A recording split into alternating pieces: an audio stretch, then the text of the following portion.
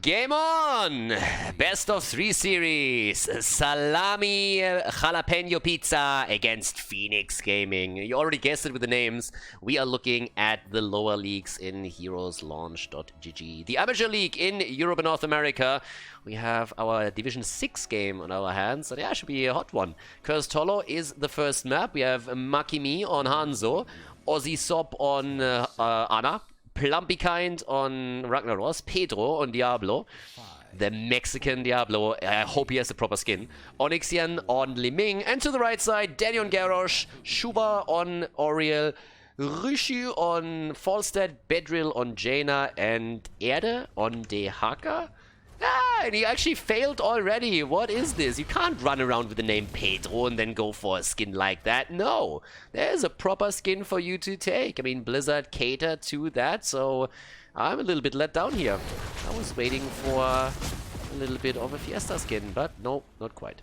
Auto attack build for Falstad, so this is obviously Division 6, and as I usually say, we are looking at the lowest leagues here in Heroes Launch. So that means that we have players that are roughly between, I would say in this case, silver and plat, and the average. Division 7 is of course a little bit lower, but in here, oh, the whip into the wall, and he gets away with 20 HP. I like the trap. The trap was actually really nice, so that was a good one. But unfortunately for them, they couldn't get the kill, but it was a really, really cool move. So cool to see that in Division 6, actually. He barely escaped, so it didn't quite work out, but even the attempt is pretty epic. Yeah, Hanzo down here is already getting the bird a little bit, so we have Falstad starting to do his thing. Red team in general is making a couple of nice moves. I'm actually a little bit shocked here. So for everybody that's currently watching this, we can expect some weird builds, some weird heroes throughout the series, a couple of misplays here and there, of course, too, which is why we are in good spirit, ripping into the players a bit and also talking about how you could improve there. So for everybody that is not really familiar with that concept, it is heavily encouraged by players, and again, I get nowhere near as many replays from any other league than from Division 6 and 7 in Heroes Launch, from people asking me to cast their games and do exactly that. So if you are one of these people who still pop up on my YouTube channel and are offended on someone else's behalf, there's a red X usually at the top right of your screen. So I would encourage you to press that, because this video is not really for you. For everybody else, welcome to the best of 3, and well, let's get the action going. We're still waiting for First Blood to kick in, but I have to say that I'm already a bit of a fan of the way that Phoenix Gaming is approaching this, because yeah, Fawcett might be griefing for globes a little bit too hard, but generally speaking, they go for their camps and they go for them at the right time. They spawn at the 1 minute mark and the boys are moving immediately on them. There is, of course, the other option where you just wait for the objective to spawn and then you try and capture it around it. The blue team, for example, does exactly that. So they have already realized that the first tribute is going to spawn at the bottom of the map. So they instead went for the camp a bit later, so that it's going to push through the top lane just in time. So it's a nice setup from them as well, but they haven't really made a play around their own night camp, for example. It's a double global setup for Phoenix Gaming, so I would really love to see a bit of a macro approach from them in general. I'm a bit terrified of Falstad's level 7. I have no problems whatsoever with his auto attack build that he is currently showcasing here. It's not really a build that you see these days played a lot on the higher level. Normally we are simply looking at Wingman on level 1 and then deviation away. But an auto attack build can still be played if that's your jam. But for the love of God, just make sure that you don't take Secret Weapon on level 7. Probably the worst talent in Heroes of the Storm, next to Debilitation on the Nubarak, and maybe a few others. I mean, there are a couple of traps for sure. But with the double global, I really want to see some macro claim. And that's also why I want to see them with rotations in the late game around a lot of the opponent's camps and try to push the lanes a little bit more aggressively. Falstad, yes! That's my boy! Woo! Boomerang! I like it! That's a round of applause right there for him. Nicely done. Falstad chooses the proper talent, has now a bit of side lane value, can easily also use his global now that he has the wave clear that he needs on the side lane, so that's already fantastic play on his end. Level 7 talents come through for both teams. That brings us Calamity and Li Ming. We have the blistering attacks then again on Ragnaros. And the tribute is now spawning at the top side. And the red team have now an opportunity to fly up with Falstad and take the fight there if they really want to. Hanzo hasn't really moved from the bot lane yet, so it's still something that they can try to capitalize on. But Hanzo is moving, and Falstad should stay. Falstad leaving is a problem. Falstad shouldn't fly. He should take this wave and then fly in, not before that. So now he pretty much uses the global without getting any value out of it. Hanzo has taken the camp, like Hanzo pushed the lane out the exact amount of minion waves that Falstad got. So this is actually a misstep here. Falstad needs to stay at the lane a little bit more, push one wave out, and then fly top. His team could also just try to interrupt the channel, keep Falstad at the bot lane, and get some pressure against the structures. Tribute is channeled, but there's the kill. First blood is in, Diablo goes down, but the counter kill against Garrosh.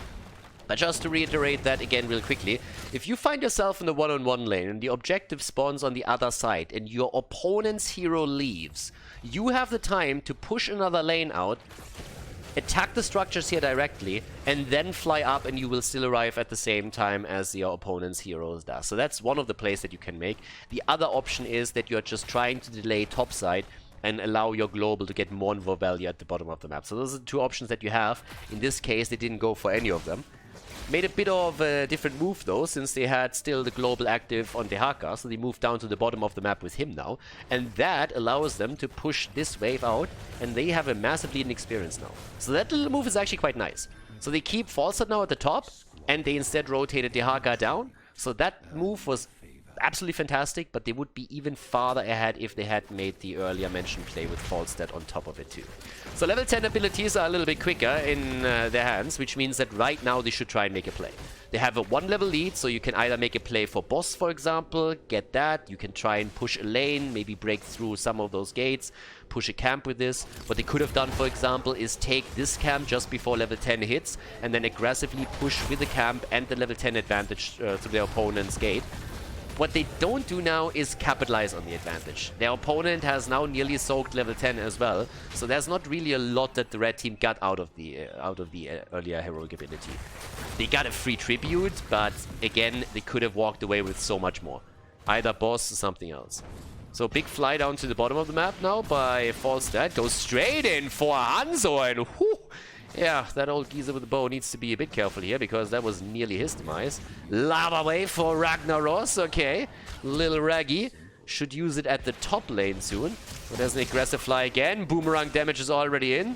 But I gotta say that Falstad is really playing this extremely aggressively. He needs to be a bit careful, because it could also end with him falling. Hanzo is already moving back. We're still looking at our setup around tribute number 3, potential tribute number 3 for Phoenix Gaming. It's the 4th in total that has been used now. Up to the top, Dehaka is still staying. Should actually use the drag to drag those in tower range. So I don't think he actually did that yet. Maybe he used it or tried to use it on his opponent.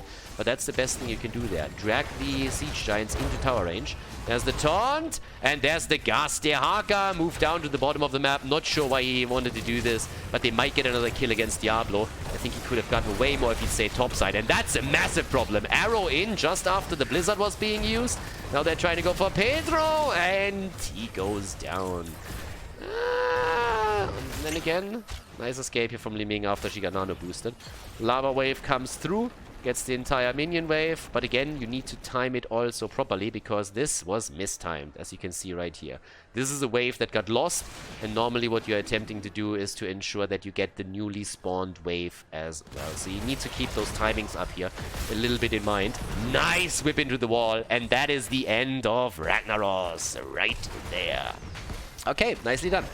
So we have 3 kills against 1, still a level lead for Phoenix Gaming, and they are really playing around that Falstad and Dehaka style a lot.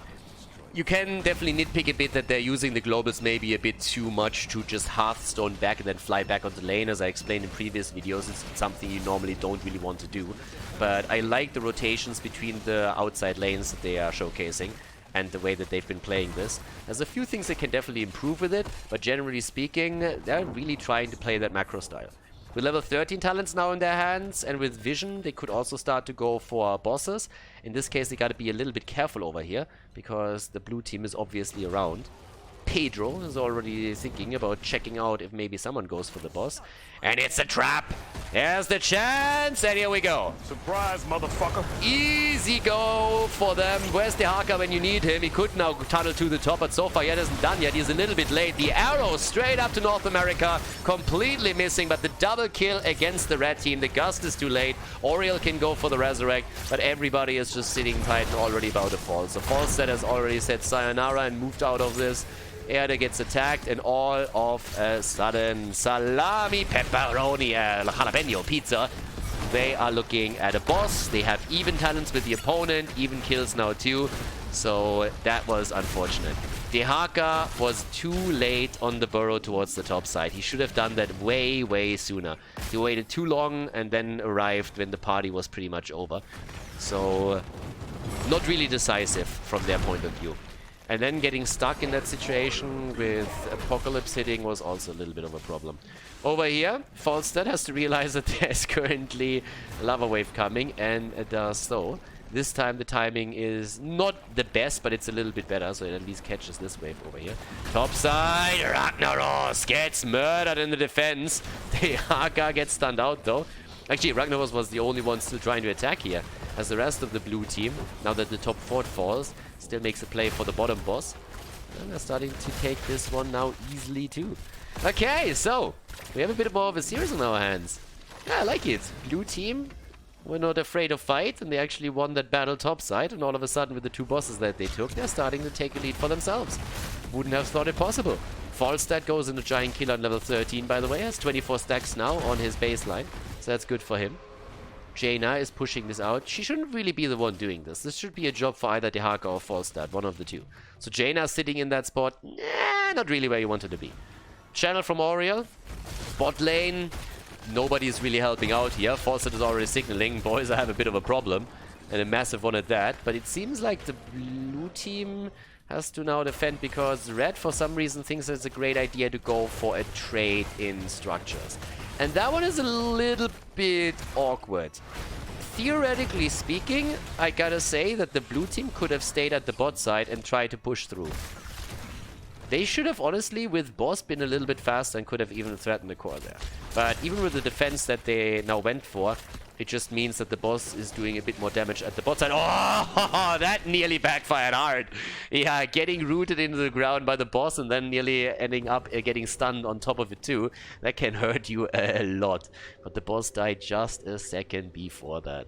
So with level 16 talents for the blue team, they have taken a very tiny lead. It shouldn't really matter, but it also shows that they have now started to turn this franchise around a little bit. Level 16 talents in for both teams now, with the Numbing Blast making an appearance here. And we also have the Wrath of Heaven, spell power increase. Talk about spell power, Apocalypse is already through. Yeah, here comes the arrow. That one did not connect with a lot, but it connected with one. Danny is in trouble. Where's the heal when you need it? The kill against Li Ming makes up for Garrosh's death.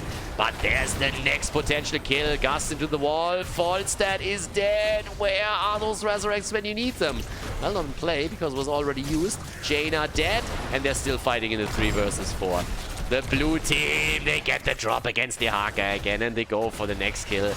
Down goes Garrosh, and damn, 8 kills against 5. This game turned quickly. Team fights heavily won now by the team in blue. Another lava wave making it through, and is going to grab some experience here. Is also going to ensure that they're pushing the bot lane even a little bit harder.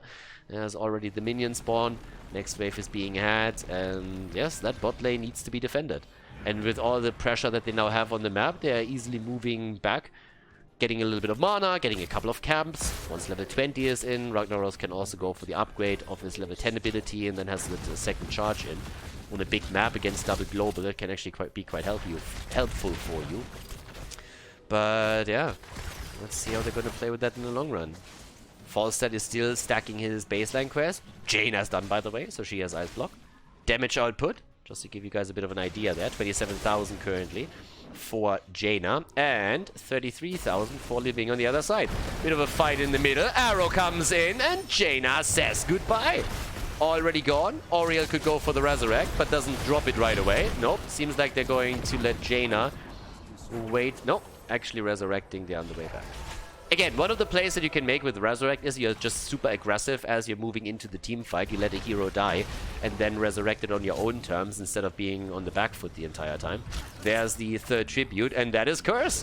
Yeah, the red team, they started off with a fantastic start, but now all of a sudden, they're with the back to the wall. They're a level behind. More than a level behind, I might add. They're Curse, so they're already losing structures in the middle of the map. And they have a big problem because in just a level, Salami, Pepperoni, Jalapeno Pizza is gonna have their heroic abilities ready. Their storm talents, I should say. And that keep is likely gonna fall too. I don't even know why, but the entire, like, they're actually called Salami Jalapeno Pizza, but every single time I look at this, I just think pepperoni immediately. Let's just face it, Salami Pepperoni Pizza is awesome.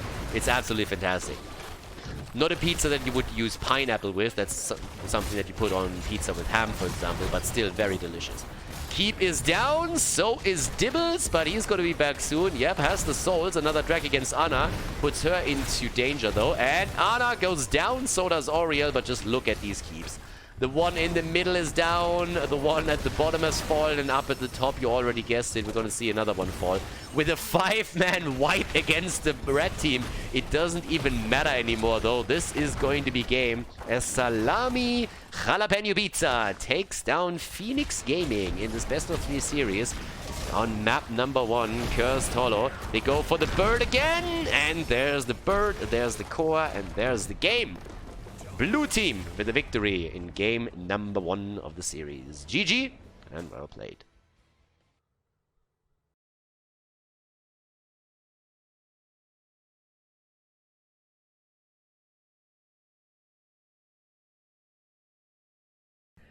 Game number 2, ladies. The Pizza Boys in blue with the lead against Phoenix Gaming, and we are on Infernal Shrines.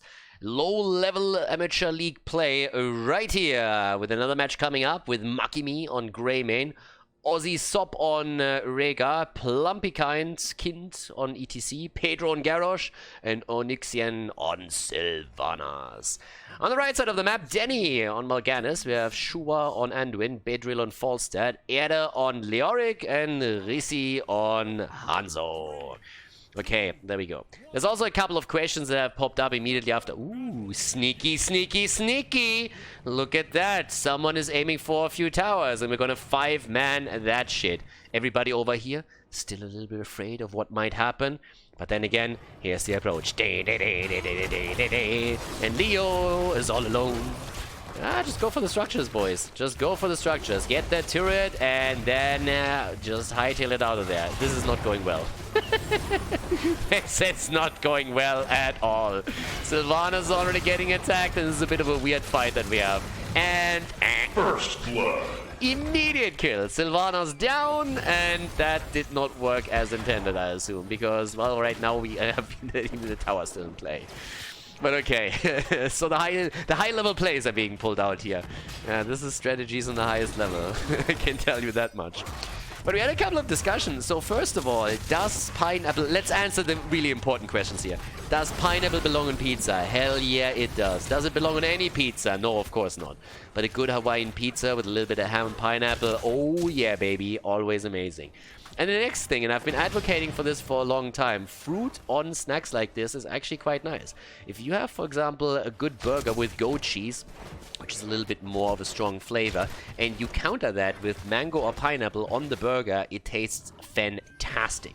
If you haven't tried it yet, then just shut up and try it and thank me later, because it's actually really good. Doesn't mean that I would want to have it on every single burger that I have in my life, but it's a really nice contrast, and it's pretty cool, so definitely check it out. But now, outside of those gourmet tips here on stream, I mean, that's why you tune in for, right? It's not the Heroes of the Storm. No, it's the life hacks that you experience every day watching this channel. Yeah, but now that we're done with this, let's focus on the game at hand. Phoenix Gaming with 2 kills against 0, so a good start for them. Starting to take a few more camps too, and Garrosh is in trouble. Pedro... yeah, gets a little bit of a throw here against Danny, but it seems like he's still gonna fall, and down he goes. That's kill number 3 now for the red team. Starting to walk away with the early game here. 3 kills against 0, early level 4 for them. They also get the camp. false dead, heading straight into the static shield after he started with the wingman. So now the question again becomes, are we going to see him with level 7 boomerang, or instead is it going to go into a full lightning rod build, which can be played. Not saying that it's necessarily the best build, it depends a little bit on who you're up against. Maybe he's so afraid of Greymane that he says, like, in these one-on-one situations that he might encounter, he needs that. But if he wants to, of course, capitalize on his macro play on the global, then Boomerang would be the better option for him. But time will tell. Also, 0 stacks for Sylvanas right now. Hasn't gotten a single one yet for the Unfurling Shadows on level 1, and Sylvanas is currently experiencing some trouble here as well. Camp too strong. Can't deal with that. So Sylv is quickly realizing that she might have bitten off a little bit more than she can chew, but thankfully ETC was around. Always a helpful boy. And in we go. First objective activated. 2 camps gonna collide topside. Both teams with the Shaman camp timed around the spawn of the first shrine. And here's our first battle. Leo is ready to take out the trash as the janitor is entering the frame. ETC with a slide into the back line. They're trying to go for the lockdown. It's an interesting setup with that Garrosh ETC setup. But you can, of course, side lane it pretty easily with him. The problem is that if he goes too deep, he dies quickly. And that's exactly the case here. 4 kills against 0. And the red team still absolutely on point when it comes to Punisher number 1.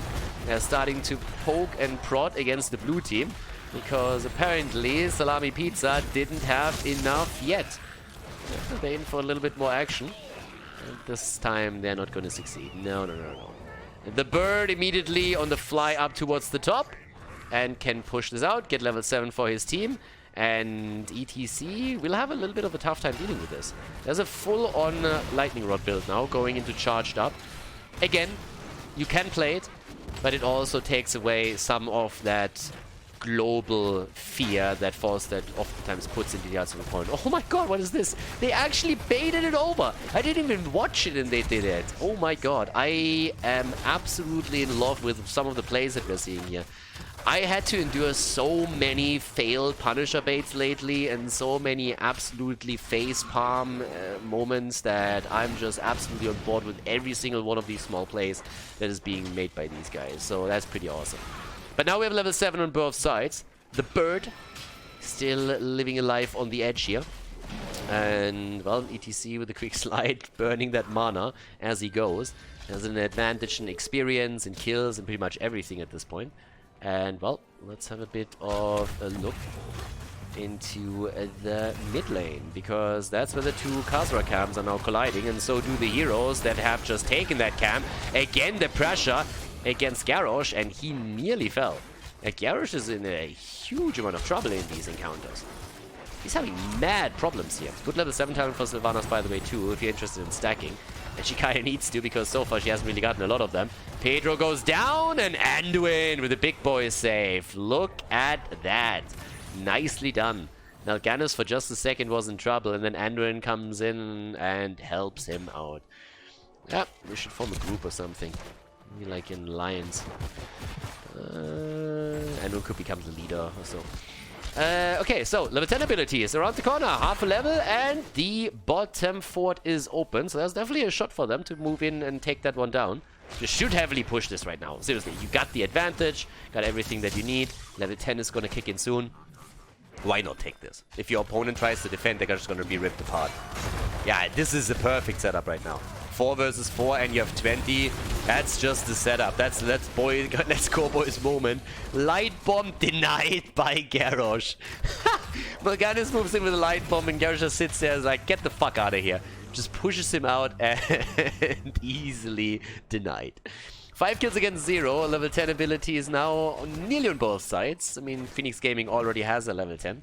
The heroic ability is Salami Pizza is still waiting for it. But they are also still waiting for the first kill in this game. So far they haven't really been too successful around that.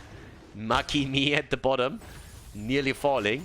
If he gets locked down there by Mal'Ganis and everybody else moves in, he is pretty much taken apart. So, yeah, game is going well. Stage dive comes in. Okay, is countering the bird a bit. Having a global now in play. Still a little bit surprised that he went for Pinball Wizard. I personally thought that he would go into the Echo Paddle instead. But still, that's of course experience that we just showed that's been going to be lost to the red team. So the gap in experience is slowly getting closed here. Falls that, steals it away. Sneaky plays and is able to escape too. ETC is a bit too late here as he's trying to move out. Another camp is already taken on the right side, but this really forces a reaction out of the blue team. So they have to deal with all of that pressure, which allows the red team, Phoenix Gaming, to go straight onto the objective a little bit quicker and deal with this. Okay, here we go. ETC still sitting at the top side, has of course still stage dive, so that's something that he can use now to jump into the opponent's backline. Bullet already comes out. ETC comes in. Let's rock, baby. Looks for the power slide, but so far hasn't really found it here. Keeps it at bay. The setup for the red team then again is already coming through. The Entomb being used and Sylvanas jumps out, but the fight is not over just yet. Stage dive onto the point, good damage, the slide and the kill against Hanzo. Hanzo down. They're trying to follow it up with a second kill against Leo. This time it doesn't quite work out. There's still a lead for Phoenix Gaming on the objective, but only a small one, and the red team is very, very eager to close that gap quickly. Nice save again from Anduin, and Falster says, fuck this, I'm out of here. I am not going to end up in the pot today. There's no chicken soup. Nope, I'm going to push the lane instead. This is now one of the moments, by the way, where his lack of boomerang is a problem for him, because he can't push these waves out as quickly as he really would want to get, first of all, experience, but also get the lane pushed a little bit more and maybe soak up an additional wave. Camp taken a bit late. They also have to defend now, and of course that push gets enhanced by Sylvanas disabling the structures. Nice setup though, and the taunt is in, and that's a kill. Barely as Hanzo jumps out, it still connects with him and pulls him back through. 5 kills against 2. Then again, they're starting to go for Pedro again. Garrosh is in slight trouble. The triple Entomb, but Leori gets murdered. There's just not enough damage, and now the Punisher is jumping in. Gets a piece of the action as well. It seems like Mal'Ganis is not going to be able to survive through that attack. Nope, he falls. That's 3 heroes down. And this actually looks pretty similar. I mean, we had something like this happen in the last game, where the red team takes an early lead and then all of a sudden starts losing fight after fight and gets snowballed heavily. So this is looking extremely familiar. Salami jalapeno pizza has done quite well here. And I mean, top 4 is down. Thankfully for them, they get also a bit of value bottom of the map, but it's becoming a problem. With the level 13 talents, we also see the Lightning Rod build continued. And auto attack build for Leo. Okay. No Ominous Wraith and Royal Focus from him, but instead the Spectral Leech, so very likely Mithril Mace coming in as the next talent. A little bit of a different approach for Leo in this game.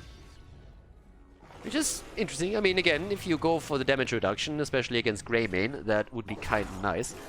And would have a nice impact on future fights here. Especially with the damage setup that we're of course seeing. Falstad with that Lightning Rod build gets good damage out on the hero damage, but as you can already tell, he is falling behind a bit in siege damage compared to heroes like Hanzo and also Leoric. Soon enough at least it is. Global at the top side, that's exactly where ETC should be with stage dive. So he's doing everything right here. Garrosh is a little bit fouled, considering that he's very much alone at the bot lane. There's not a lot of assistance with the Wolf Pack heading into the middle, and only Sylvanas trying to help him out here a bit. Garrosh has already died 3 times, and be careful with this. Higher level lead still. Here comes the 5-man attack.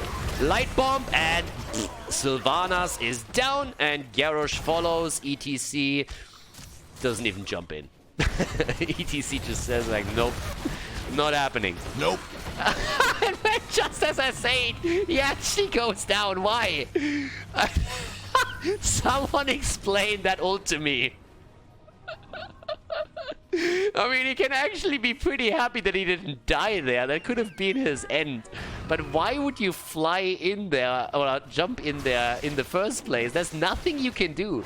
You already lost 2 heroes, so there's nothing you can change. I'm not quite sure what the thought process was, but that didn't do anything.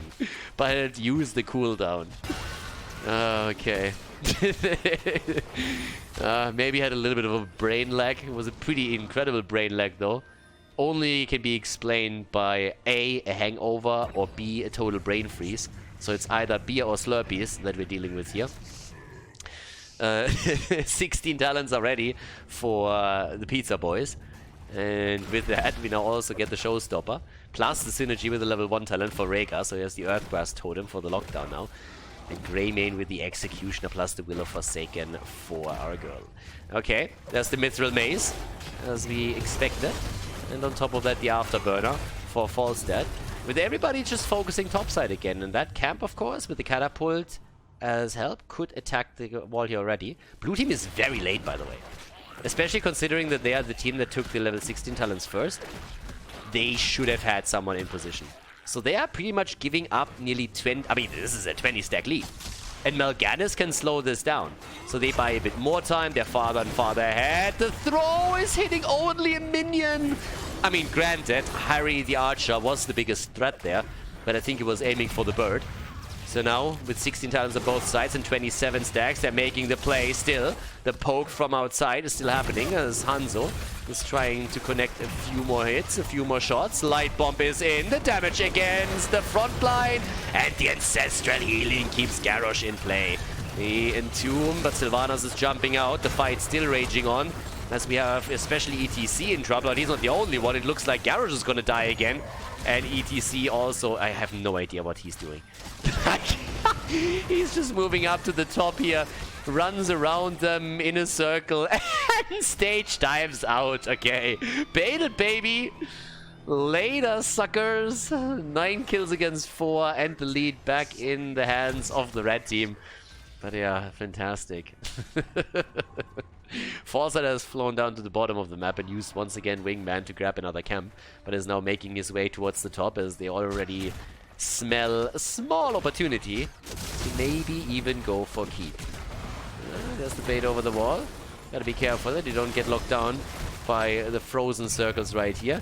ETC has moved in the middle to deal with the camp. I mean, fair enough. I'm not sure what they're afraid of there. Fort is not going to fall anytime soon, but over here they could, if they lose a hero now, for example, to a good Entomb, then we might even see the end of the game. The keep is already down, and ETC just says, screw it. Foster is probably going to fly over, I would assume, if he has the global ready again. They pinged already as is. And the bird is on the way, and yeah, they're just going to send Leo over at this point. He's going to soak a majority of those experience points. You gotta give it to the red team. They're actually the entire time trying to just soak these moments. So on a soak level, they're doing fairly well. If you look at the minion experience, they're still trailing behind by 3,000, which is actually quite a bit. But they're trying to catch as much as they can with this. So on the mercenary account, at least, they're heavily at. Hero kills, of course, give them another advantage over the opponent. But yeah, the setup is so far a pretty decent one for them. They are more than half a level ahead. We'll have the earlier level 20, which is going to matter quite a lot. And are still looking to take a few more structures down. But the top lane is now aggressively pushing thanks to the continuous catapult spawns. And with Falstad, they have a global that can still push the lane out a little bit more and help it to be a threat towards the opponent's core. So problematic for the blue team now. They have once again a setup in which they still can take a fight and maybe claim it here. ETC now has to guard the top lane as much as he possibly can. He's the one with the global for them. But it also means that the red team is just reigning a little bit more supreme here. They're level ahead now. Can wait for the next objective if they want. It's actually going to spawn bot side, which is good on many accounts for them. Mithril Mace is in the meantime sitting at 62 stacks. So far so good for them. And everybody is actually happy to wait here. Which is interesting, because from the blue team's perspective, you would think that they would love to go for an aggressive posture on the map and try and force a fight before the opponent hits Storm Talons. So you would kind of expect them to, for example, invade this, rather than taking their own camp. Trying to get something done here, because if they are not aggressive right now, they will go up against level 20 talents, and that is always a problem. ETC isn't here yet either, so still playing this slow. And I mean, maybe they even got the chance of getting level 20 by the time that the shrine spawns, but it's going to be a pretty clutch call if they really want to make that happen. Greymane can move down to the bottom of the map. With level 20 talents now for Phoenix Gaming, they should push for Fort here. With level 20, they should immediately push the mid lane. You have the advantage right there. Try and force a fight. If you can't do that, push the mid lane, take the opponent's fort down, and just eliminate it from the map. There's nothing really to stop them, so there's no reason not to go for it. You have now Entomb upgraded into Buried Alive, and that alone is just a huge asset. So over here, there's a setup. If he doesn't... Okay. I was just about to say, if he doesn't stage dive out, he's gonna get Buried Alive. But was he too far enough out? But again, we have seen actually this problem in the first game already, and we're seeing it again. So with level 20 talents, they didn't do anything. They didn't steal the opponent's camp away. They didn't go for the opponent's fort. So now the blue team is about to hit Storm talents as well. So the entire advantage around a crucial talent like 20 has evaporated. And this is something where you really have to play a little bit more aggressive. You play a little bit smarter and try and get yourself a lead there, because now it didn't do anything for them. Now Fiesta is of course still sitting topside to try and get those catapults closer to the core. We have the crowd pleaser for ETC now on 20. Plus also in addition to that, the Death Wish. Cooldown reduction at this point. If they can get a kill after a taunt. See if that actually happens. So far I doubt it a bit. Top lane, 2 catapults are going to be there. Falstad flies in, and there's the gust, and into the corner. Yeah, it did some work, but not nearly as much as they were probably hoping for. The light bomb also makes it harder for Rhaegar to stay alive. He still has the Ancestral and needs to wait. Who needs it more? It seems like Garrosh is the one, but he dies, and there's the crowd pleaser again. Bam! Milganis gets flattened like a pancake, has no chance here. So that's a 4 versus 4 now. Turnaround attempt, and the bird with a kill, looking for the double, but he can't get Sylvanas too. Top side, 2 catapults already homing in on the course, sooner rather than later. Down here in the middle, there's still a camp to be taken. 35 stacks now for the blue team as they're trying to take the first Punisher for themselves in this game. And there it is, Arcane Punisher claimed, and they are good to go.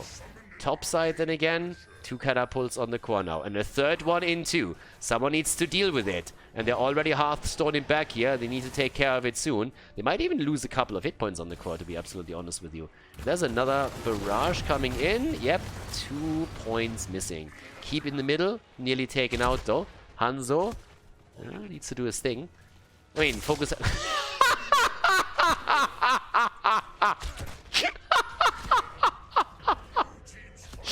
I mean, he got an F in math, you can already tell.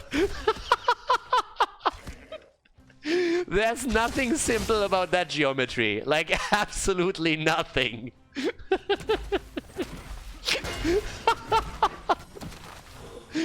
Oh, that was brilliant. That just caught me off guard. Oh, the wave clear. It's fantastic. And Hanzo just sits there.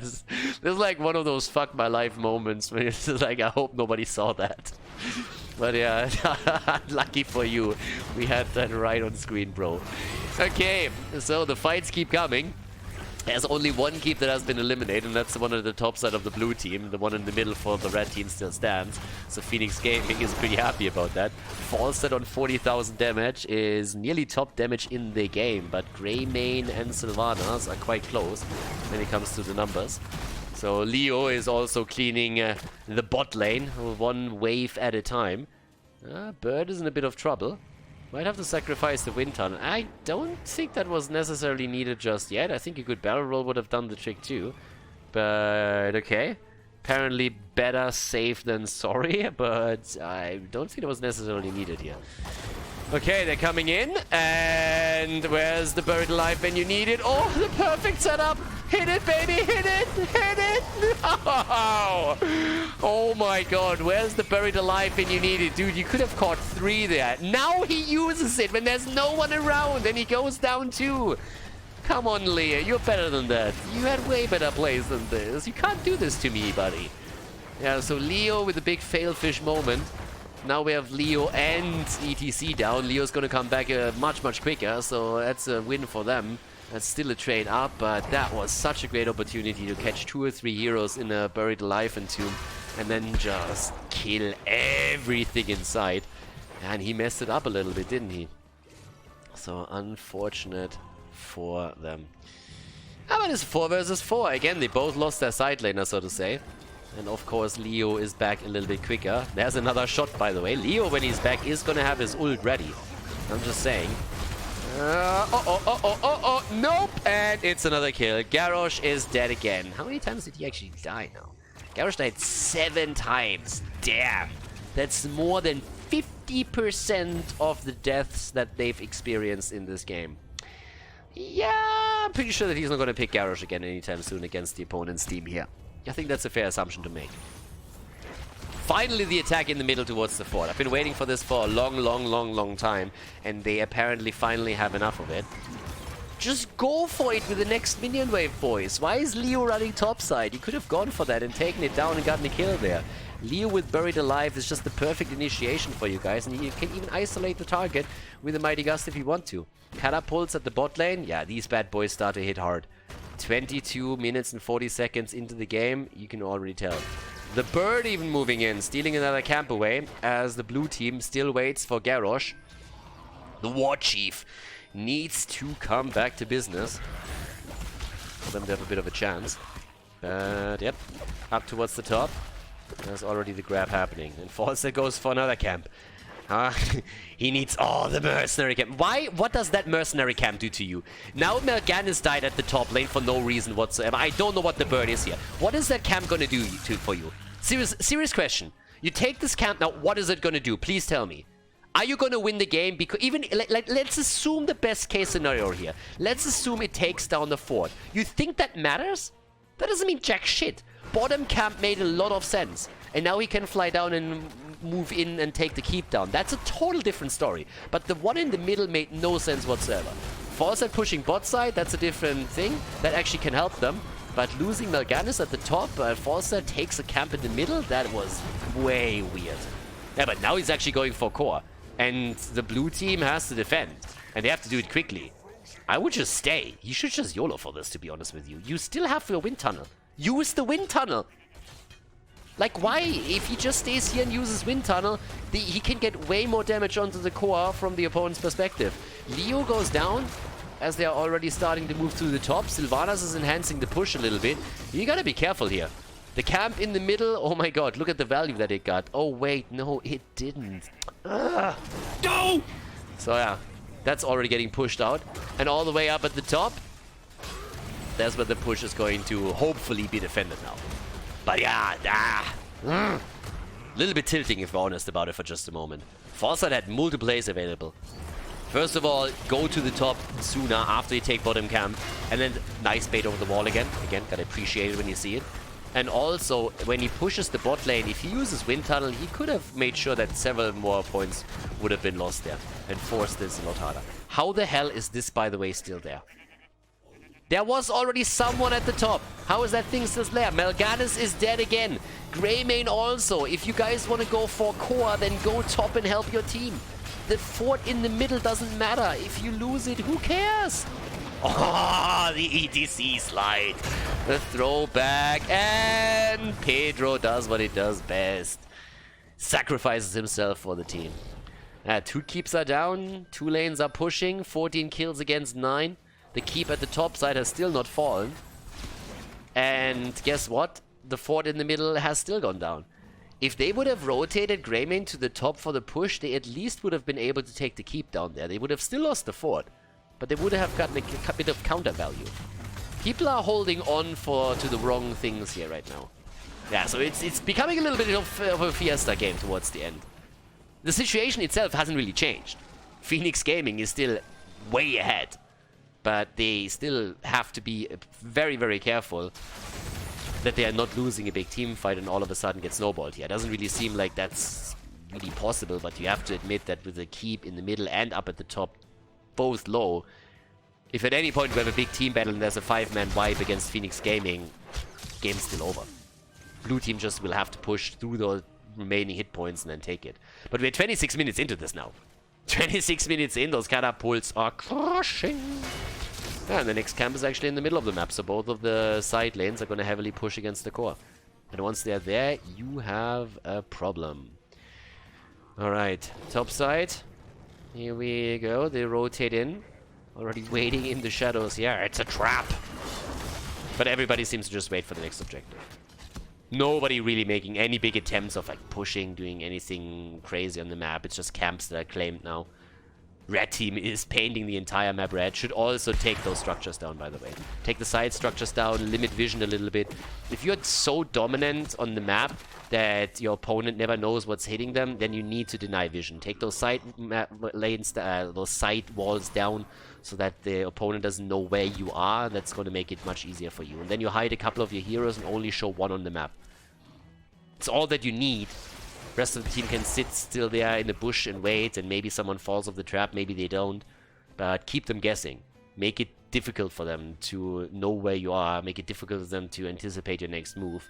And playing around vision is something that, especially in the first few years of Heroes of the Storm, a lot of teams had to learn. Chinese teams were way ahead on that. Chinese bush meta and just the way that they played with vision in general was absolutely insane. It was something where the European and the North American teams, even the Koreans, had to learn from them very, very quickly in order to be able to compete.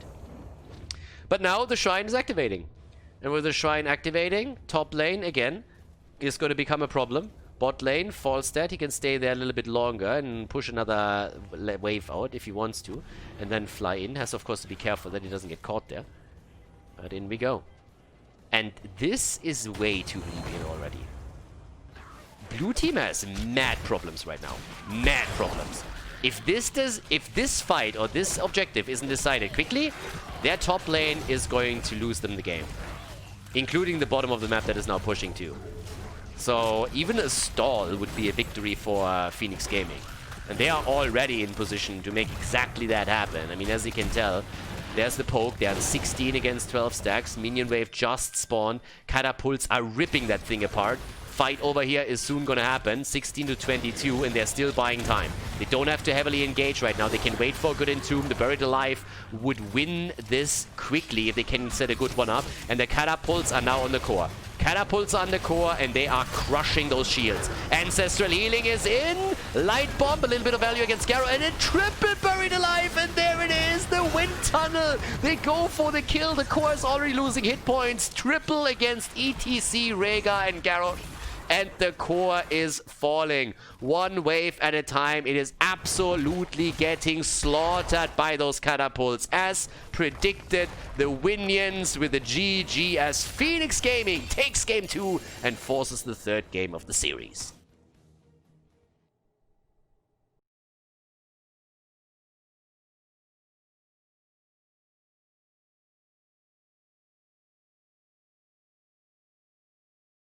Game number 3, the conclusion. Volskaya Foundry is the map, and Salami Pizza plays against Phoenix. I gotta say it's a lost opportunity that Salami Pizza has actually not played with Mr. Salami, Ashalanore, and Pizza. So no Kel'Thas for them. I feel like that's a little bit of a betrayal, but alright. With a double support combo with Uther as a side laner, Plumpykind on Uther, Ozzy Sop on Malfurion, Onyxian on Jaina, Pedro on Diablo, and Makimi on Hanzo. Phoenix Gaming then again with a little bit of momentum in that series after their recent victory on Infernal Shrines with Beedrill on Liming, Danny on Mirrodin, Erda on Thrall, Risi on Reyna, and Shua on Ana. Okay, so a pretty traditional setup actually on the red team side, you'd say. Also the nano boost on Liming can obviously ruin the day. Thrall has accepted that he's going to be in a one-on-one situation for the early stages of the game and therefore has not gone into Crash Lightning, but instead goes into the Echo of Elements. A little bit of a stacking talent here for Mirrodin with a perfect storm. Also Jimmy with the ace in the hole. And I have to admit that we haven't really seen any crazy talents or builds yet in this series. Well, maybe I should rephrase it a little bit. We haven't seen anything too crazy. So normally when we're looking at Division 6 and Division 7, I mean, there is total Clown Fiesta choices that are being made on not only the heroes that are being chosen, but some of the talents are just hit your forehead into a wall a couple of times until the blood drips into your eyes. Nice! Good dancing skills here too. So in this series, we've pretty much not seen that. Falstad has either gone into Lightning Rod build or into Boomerang, Li Mings have continuously picked Calamity, and you honestly gotta appreciate that. That doesn't mean that all of the plays were necessarily the best. We've definitely seen a couple of Monka-esque decisions that have been made here, but when it comes to the individual level on heroes, you can at least tell that the players have done their homework on builds and try to follow them at least to an extent. So that is pretty cool, and honestly it gives me a little bit of hope there also for Division 6. Since you can definitely see that a lot of these teams are improving rapidly and are making choices there. That, on the other hand, is just getting a little bit memey. Especially since he misses the wolf. Someone is a bit affected by this right now. Okay, Thunderbird is also in, talking about normal builds and them continuing. Also Anna with the Sleeping Dart build, which is, at least in Europe, the standard these days. We see that on the higher level too. Grenade build has been replaced again. I think it was like 1 or 2 patches ago. Something along those lines. 10 stacks for Thrall, so he gets his stacks together. That's of course one of the things where Uther can try and slow him down a little bit. Also healing up a couple of the minions there. That's one of the plays that you can make. Jimmy with a fight or flight. And the items are already claimed. So yeah, so far so good, but the objective is popping, and that's when we are going to find out which team is going to take the lead in this series. Claims the first protector for themselves and takes it from there. Camp already taken, top side. Can actually time this a little bit now too if you want to. Jimmy of course can capitalize on that. Yeah, minion stacks get taken down, and in comes a quick attempt at an attack as Pedro is looking for the wall stun and finds it. Li Ming, oh my god, the synergy, what the hell? A typical stun by Diablo into the wall, the flip over into the roots, and Jaina with a follow-up. 3 heroes involved in a combo. Huh, I'm impressed. Damn. That was actually really sweet. That was an executed play, well thought out, and a great combo. Nicely done by everybody involved. Yep. I'm impressed. For Division 6, that was sexy as hell. So, now we're gonna find out if they can continue that throughout the entire game. If they can, then Phoenix Gaming is in trouble. But well, things start to become a little bit more hectic once the heroics abilities are obviously involved, so we'll see if that pans out or not.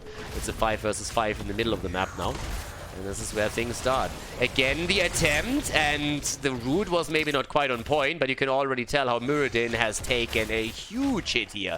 So, I am impressed. The blue team seems to be very eager to make this a highly coordinated game for a lower league amateur play. Now we also look at Calamity. We have given the axe over here. Another Dibbles play. Needs to be careful with that push since the root was already on the ground. Ancestral Wrath is being taken. So another great talent for Thrall, especially against Diablo. Helps him a lot to sustain himself and also gets a bit of a hit point boost in. But the blue team is not the only one that can land a few skill shots. Nope, we're also looking at a very low HP pool for pretty much every single hero on the blue team here. But they still get the kill against Muradin. And Jaina actually walks away here. 99% currently, but as multiple heroes now have to tap the fountain or even half back to the Nexus, it seems like Salami Pizza might have to fight for this a little bit more heavily. Oh, the Calamity kill attempt against Pedro, but Dibbles is alive, gets a few heals out. And they have to be careful. I mean, time is not really working in their favor, but since the camp has respawned, they now start to claim that, so they have an additional item available. Diablo could have moved away here, but decided not to. Soaks the experience. They wait this out. Camp is now also taken on the right side. Red team therefore only in position with 2 heroes, which means that the blue team can start to make their move. Already dropping the turret very, very early. They don't really need to take a lot of time. They have nearly won it all as is. In comes the attack against Muradin. Gets flipped over, but the coordination has already started to abate a bit. This is exactly what we talked about earlier. Once that we have that much action in, it's a little bit trickier. Nearly the kill against Jimmy. Ana keeps him alive. Diablo goes in deep, maybe a little bit too deep, and he goes down. Had the souls and will come back. Thrall is also down. So is Muradin. So is Uther. The bearded ones are not surviving long in this fight. Reyna also falling, and Li Ming is down too. 6 kills against 2. 4 heroes down on the red team's side, and the protector in their hands. Damn. Here we go. Action Jackson. As the Protector starts to rotate towards the top, they're going to prepare for the next objective exactly as they should. Knowledge of the map is apparently present, and that is a good setup. Yeah, they wait for the minion wave first, try and take that down quickly, and just look at the experience lead. They're so close to 10. They can actually push the top lane hyper aggressively with level 10 abilities. Uther and Thrall are both missing though, so Uther isn't here for them. But here comes Dibbles with the Apocalypse. Divine Storm for Uther, so more stuns are there. The Fountain is already down. That's half the battle for them. And they're trying to get a little bit more. And the red team has to be super careful. I mean, seriously, they can't make any mistakes here. It's a 4 versus 4 with the opponent running level 10 abilities. You need to be incredibly careful now. There's already a bit of a poke happening. Diablo hasn't made a move just yet. Once that the 2 damage dealers are out of the Protector, they could go for the fight. Jaina hasn't made a choice yet. Level 10 nearly in for the 2, but in comes the root, but it's not successful. And now they have both level 10. And that's when they make a move. And he pushed them out of the Apocalypse. No! Nano boost on Liming. But she doesn't get the reset. The Ring of Frost. It's a trap. Muradin walked straight into it. Hopping out as he drops in HP. Liming is already eliminated. And with Uther now joining the fun, the 5 versus 3 at the top lane is turning in favor of them. But the Fort takes down Diablo. Nice. Fort drops the tank. That was a bit of a Monka-S fight, to be honest. I mean, Dibbles in, first of all, kind of miscalculated that a little bit. I mean, the traditional combo in Diablo is that you pretty much just spawn the Apocalypse, you press your R button, you go for the Shadow Charge, and then you flip the target into the stun. So that play gives you the most value, and he kind of screwed it up a bit and ended up using his overpower a bit too late and more or less pulled Thrall out of the stun. But they were still able to walk away with the kill. But now, of course, with Diablo dying, there was a bit of momentum going for Phoenix Gaming. They could move into the healing beacon at the top and took that without any problems. So, yep, there we go. Level 10 abilities now also give us Wave of Force, which I also really like. I mean, again, it is the standard talent to take here outside of you playing against the Nubarak with Cocoon. But you oftentimes on the lower levels still see Disintegrate because people don't believe in their ability to use that. Yeah, here we go, and that's a better setup, and he goes down. That could have even been locked down a bit harder with Furaden sitting there, but still. Those are setups that they need to execute if they want to win this game, and at least on the kill count, they are in a mad lead. 8 against 3, and top Fort at 50% HP. That does not look too bad now for Salami Pizza. Yep, the Pizza Boys. Now down to the bottom of the map. The bearded ones are rocking it. All that chest hair right there. Especially, of course, Uther rocking it. We need a little bit of a pimp Uther style, seriously. It's a pretty similar model to the one that he's rocking here. He just needs a little bit of a golden chain. But also, the shirt just opened up, buttoned up all the way down to the top. The chest hair at its fullest. That's Uther like we know him. Pimpin' in style. Talking about style, Li Ming topside nearly getting a kill. And Tranquility had to be popped early. So, yep, that is a big cooldown that was burnt now. Tranquility gives you the sustain in that team fight that you will need, and it's 13 versus 13, so there's no talent advantage for the blue team. The only thing that they have going for themselves is that they still run that fountain at the top left, so they can pre-tap. We'll take that later. You don't always need to combine those two. You don't have to use the cooldown just because it's ready. You can hold one of them back. Oh, the YOLO ring! They just pressed the buttons and it actually worked. Wasn't really a setup, but they still were able to get the kill against Li Ming. But Diablo is down again. They get the kill against Jaina too. What started off as a fantastic fight for the blue team is quickly turning against them. Muradin with the zoning Stormbolt as he hits the empty space. But they still lock another kill in as Malfurion gets dropped at the wall. With 3 heroes down on the blue team side, Diablo just now coming back. We see a lead for Phoenix Gaming on the objective. And yes, this series just goes back and forth all day long. Okay, top side. Are they going to let this one slide? There's still 2 heroes to come back and they can still make a play. But it's item time. I like those moves that they make. They don't necessarily have to appear with 3 heroes over here to get those items, but stealing that is not really a bad look. The red team is not lazy either, though. They go straight in for another healing beacon, try and claim that. Muradin and Dibbles, they both see that. Oh, he actually comes in and tries to steal it, but not successfully. They still need to go for the objectives, though. Arrow in the back line, but Muradin isn't close enough for the root follow-up, so they can't actually lock them down. Ana is still slowed, though. Stone Cold stun into the wall, and the kill against the Granny. Uther dies as well. Yeah, it's support massacre that we're looking at here. Jimmy dies too, and Muradin gets murdered. Kills all over the place. What a game again. It feels completely random as they engage into some of these fights, and I think to an extent it also is.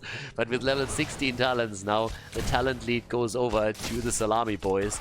And in we go for objective number 2, as Salami Pizza is close of grabbing the Protector. Still need to keep a hero though on that checkpoint. Need to be a bit careful with that. Makimi is trying to also slowly but steadily poke down Thrall a little bit. That would be nice for them if they can make that happen. Just taking down the minion waves already is a great move, especially if you're able to put more pressure onto the fort. There's level 16 talents on both sides, which gives us also Stone Form plus Thunderstorm. Paint them red. Again, pretty solid builds that we're seeing. If you're looking at the standard Division 6, Division 7 setup, this is a pretty nice and refreshing move that we see now. 12 kills against 7. 12 minutes in. Normally you would see... I mean, honestly, yes, they rotate down to the bottom of the map to prepare for the next objective. And I really think this is always what you should do. At the same time, with the fort at the top being so low, they should have probably just gone in and at least take that one down. Kill attempt by Li Ming. Gotta be careful. There's a bit of aggression in the mid lane now. Muradin with the avatar as he gets clobbered, but is still alive. Apocalypse, YOLO'd out. Again, don't really do that. Always try and follow up. There's multiple things that can be done on the blue team if they want to. They can follow up Hanzo's arrow with the Apocalypse. You go from the Hanzo's arrow stun into the Apocalypse stun. You can go for the traditional Diablo combo that I explained earlier.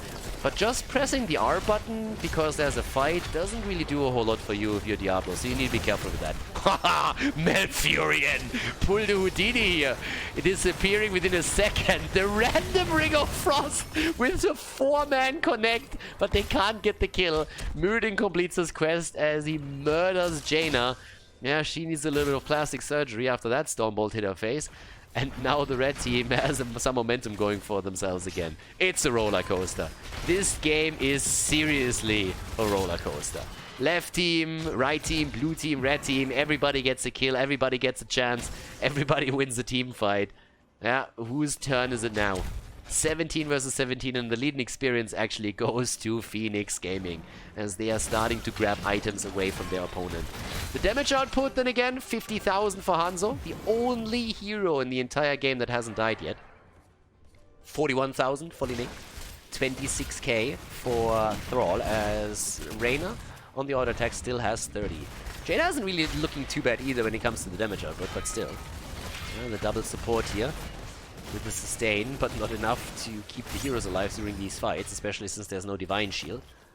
We're starting to move straight in for another potential 5 versus 5 battle. 12 kills against 9, and well, are we gonna see that flank, or how are they gonna play this? I'm a little bit afraid of the next battle. The fountain is down. The fountain on the blue team side has been destroyed, but you can already tell that the blue team very, very quickly says, okay, we need to do the same thing. They should continue here. I don't understand why they fall back. Now that the objective is taken at the top, they could have gone for this right away, and they didn't. Instead, I understand the confusion. There's a mercenary camp. We can take a camp. Yeah, so they definitely had a chance to go for the fort down at the bottom of the map, but you have to give the priority just to the camp here. There are certain rules within the lower leagues of Heroes of the Storm that you have to follow, and camps win games.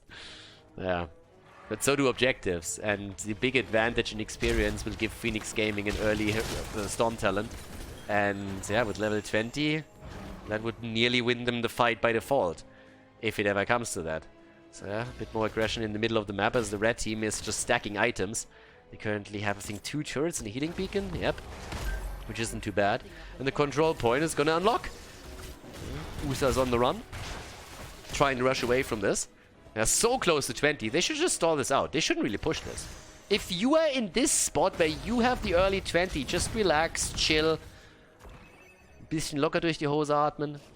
And then, once that you have your Storm Talent, you can make the approach and go for the fight. But at this point, you just have to relax a little bit. Just calm down, take it easy, and in we go. Alright, Storm Talents any second. Bottom of the map, another approach. Look at this. Another attempt to go for the fort. Broccoli gets spawned, and this time they actually get it. Okay, fort is down. Took a little bit longer than he should have, but in we go. Camp is also about to be taken, and there's level 20 talents. Repulsion, Earth and Shields. The Nano Boost upgraded, rewind, and off we go, off to the races. They should have been at the bot lane already a little bit quicker to go for that, but there it is. Another item, but you really, really want to force that fight now. Don't give the blue team too much of a chance to soak level 20. Honestly, the blue team should have had a hero in the mid lane, at least in the mid lane, just to soak some extra waves and make sure that they get quicker to level 20 themselves. Right now, they have a 54% lead, and they're falling back as they should, but they need to soak those lanes, and they've actually sent over Hanzo a bit later than I personally would have liked, but still, he's there, and he's soaking it. And they might be able to force that 20 versus 20 fight. Oh, there's the Storm Bolt. Muradin pushes out. They should be careful not to take that fight. But can they soak 20? The minion wave is right there. Here we go. That's another wave about to disappear. 33% on the progress bar for the team in red. Let's not forget that they have a massive item advantage. Oh, the combo! He pulled it off! He pulled it off! The Ring of Frost is denied, but it still connects with 2, and Muradin is just destroyed. Just pops before he gets the avatar out. The counter kills against 3, though. Malfurion, Uther, and Diablo all eliminated. As, I mean, it's pretty much guaranteed. There is no way anymore that the red team is not going to win this one. Level 20 with Lord of Terror. Not so sure about that. We have Life Bloom also, and Diablo is back, so in they go again. It's a 4 versus 4 for now, but Diablo's a bit of a weak kitten, as he doesn't have any souls and therefore no hit points. Get someone on that bloody checkpoint! We still need that protector here. We've seen a single fort eliminated in this game, by the way. We're already 18 minutes in and only 1 fort has been destroyed. Everything else is still in play. Diablo dives in a little bit too deep. The Lord of Terror, not so terrifying in this game. Goes in and dies immediately. Suffers a painful death at the hands of Phoenix Gaming. And they are rushing through the bot lane. They lost the first game, but like the phoenix out of the ashes, they're making a reappearance there. Great joke, I know. Nobody saw that one coming. So, yeah, with a little bit of a nameplay here, as we're heading into the fight over the keep. We have 13 kills against 13 now, so all of a sudden, an opportunity to not only take the keep, but maybe even get a bit more momentum for themselves. Diablo is down for another 28 seconds. They could, in theory, try and make the play either for a core or for another keep here. So, well, there's already the keep down. Ah, move in the middle. Ah, well, middle fort at least. That would be something. Talking about forts, this one at the top is dead. Fort down. This one also going to be eliminated. I mean, they could have taken a bit more of a direct approach, considering that they still have a protector and it's a 5 versus 4, but yeah. So the fort is finally down. Fountainers getting taken. Again, taking down those walls would help too, just so they can deny vision a bit. But up to the top side, of course, that beast is getting even more value. And Diablo is back, so it's a 5 versus 5, but that fountain is eliminated one way or another. Red team has taken a pretty big structure lead now, but is still not forcing it too hard. 13 kills against 13. It's close. I mean, for a best of 3 series, this is about as close as it gets. Get a bit more experience here too, so that gives them a level lead over the opponent. Not really crazy important, since both teams have level 20 talents, but at least it gives you a stats advantage. And that's kind of nice too. I mean, it matters. Stats advantages in the late game are actually pretty impactful. It's one of the reasons why also when you are 2-3 levels up, you have way more going for you than only a talent advantage. So right now, items, that's what both teams need to focus on again, since this is just incredibly important on Volskaya Foundry. Item advantages in team fights oftentimes win you those. And this is why both of them move in for it directly. With a healing beacon positioned in the middle, this is very likely going to be the focus of Phoenix Gaming next, and the blue team could have had a chance of actually trying to force a battle here. This situation, this spot is actually pretty good for the blue team in general. They have Ring of Frost, they have Apocalypse, they have the stun from Uther and Hanzo. Like, that choke point is quite nice. Of course, for Thrall it isn't bad either, but I'm really surprised that the blue team isn't forcing more battles around that area. And now there's of course an advantage thanks to the healing beacon for the Pizza Boys. Okay.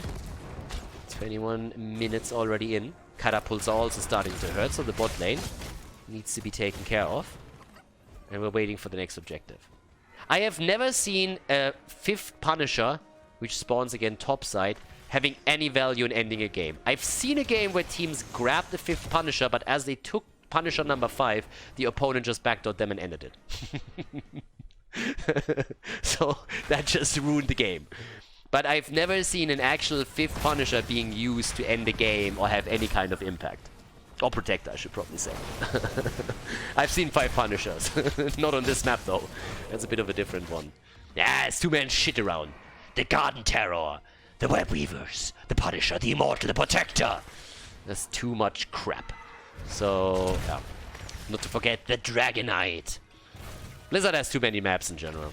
It's actually one of those points. Like, it's nice that we have map diversity in Heroes of the Storm, but Blizzard went way overboard with it. I think we're at 14 right now, and people have incredible amounts of problems just learning the objectives on those maps. If we had half the maps, that would be way more than we need.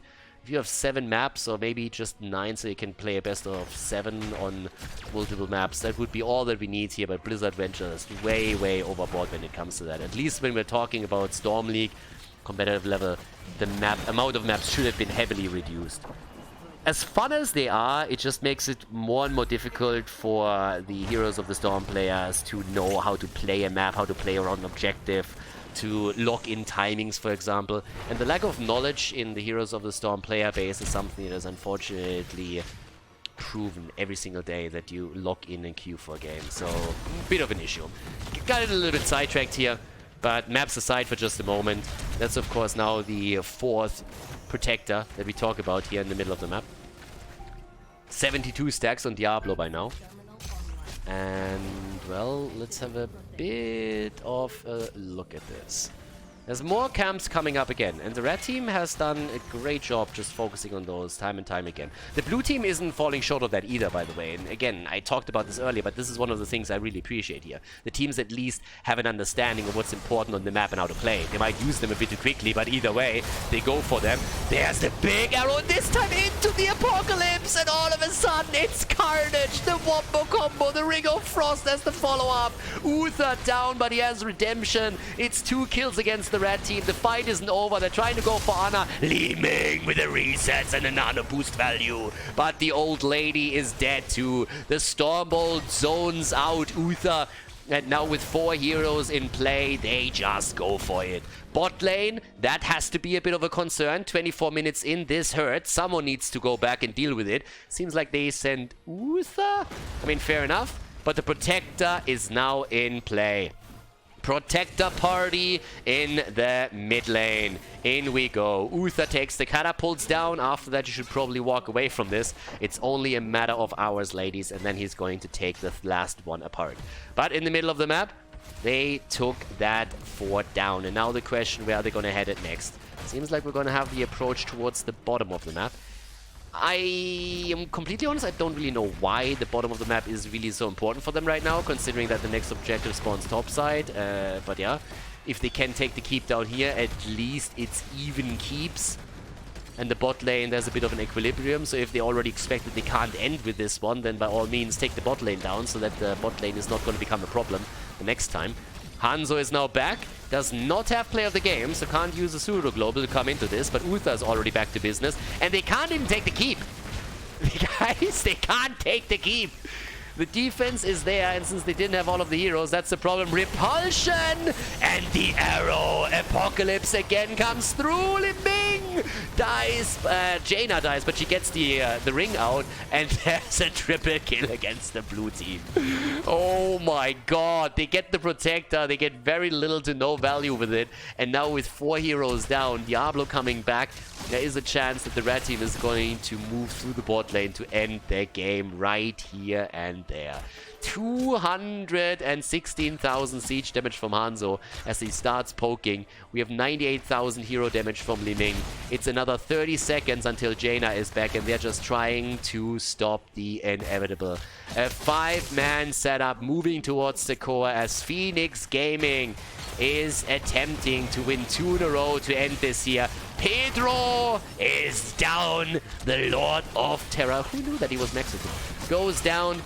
And that is going to be it. Hanzo is trying to buy them a little bit more time. He goes for the backline, but he's about to fall too. Hanzo kills Ana, but Hanzo falls. And this is now 5-man eliminated as the core is getting attacked. And Phoenix Gaming likely going to secure the victory right here. Jaina comes back, trying to stop it, but it's already too late. The Wolves are running, and this is game as Phoenix Gaming locks in the W against Salami Jalapeno Pizza in Division 6 of HeroesLaunch.gg.